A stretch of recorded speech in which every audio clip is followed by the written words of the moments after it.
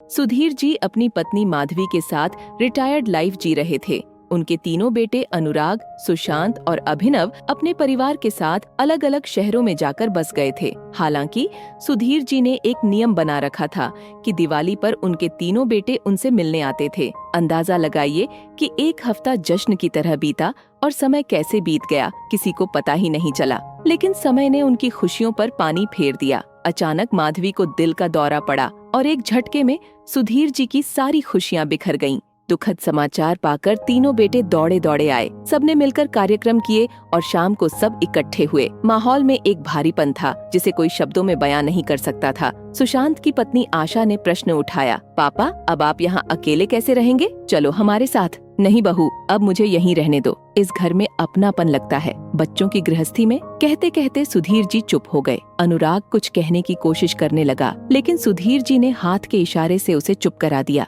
बच्चों, अब तुम्हारी माँ हमेशा के लिए हमारे बिना चली गई है। कुछ चीजें हैं जो मैं तुम लोगों को बताना चाहता हूँ। अब हम उनका ख्याल नहीं रख पाएंगे। सुधीर जी ने धीरे से कहा और अलमारी से कुछ निकाला। मखमली बैग में एक खूबसूरत चांदी की सजावट और एक बहुत पुरानी सोने की धारीदार हाथ घड़ी थी। ये दोनों चीजें उनके जीवन की अमूल्य धरोहर थीं। बच्चों की नजरें इन कीमती चीजों पर टिकी थीं। सबसे छोटे बेटे अभिनव ने उत्साह में कहा, पिताजी ये घड़ी माँ रचना को देना चाहती थी। सुधीर जी ने मौन स्वर में कहा, और मैंने तुम लोगों को सब कुछ बराबर बराबर दिया है। तुम्हारी माँ को इन दोनों चीजों से बहुत लगाव था। वह कभी कभी बड़े बड़े बाइट लेकर इन्हें आजमाती थी। अब सवाल यह है कि मैं उनकी दो चीजों को तुम तीनों में कैसे बांटूं?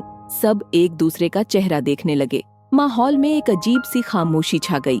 तभी सुशांत, जो मंझला बेटा था, झिझकते हुए बोला, पिताजी माँ सृष्टि को यही श्रृंगार देने की बात करती थी, लेकिन समस्या बनी रही। श्री सुधीर सोच रहे थे कि आशा को क्या दिया जाए। उसके मन के भाव को पढ़ते हुए आशा बोली, पापा शायद आप मेरे बारे में सोच रहे हैं। रचना को श्रृंगार और कविता को हाथ की घड़ी दे दो। माँ भी यही चाहती थी। सुधीर जी ने थोड़ा असमंजस में पूछा, लेकिन काव्या तुम्हें क्या दूं? समझ में नहीं आ रहा। काव्या, जो अनुराग की पत्नी थी, मुस्कुराते हुए कहा, पापा आपके पास एक और अनमोल चीज है जिसे अम्मा जी हमेशा से मुझे देना चाहती थीं। सबकी आंखें आश्चर्य से खुल गईं। दोनों बहुएं आशा और रचना बेहद हैरान थीं। अब कौन सा अनमोल पिटारा खुलेगा?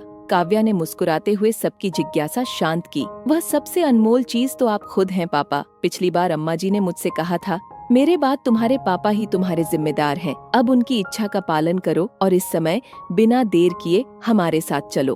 काव्या के इन शब्दों से सुधीर जी की आंखें नम हो गईं और वहां मौजूद सभी लोग सिर झुकाकर खड़े हो गए।